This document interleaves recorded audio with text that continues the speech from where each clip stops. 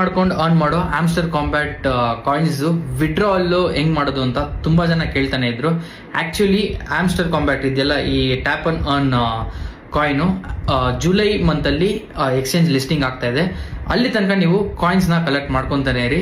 So ಅಲ್ಲಿ ತನಕ ನೀವು ವಿಡ್ರಾ ಮಾಡೋದಕ್ಕಾಗಲ್ಲ. ಆಮೇಲೆ ಇಲ್ಲಿರೋ ಕಾಯಿನ್ಸ್ ಎಲ್ಲ ಇದೆಯಲ್ಲ ಅಷ್ಟು ವಿಡ್ರಾಲ್ ಆಗಲ್ಲ. ಆಕ್ಚುಲಿ ಏರ್ ಡ್ರಾಪ್ ಮಾಡ್ತಾರೆ.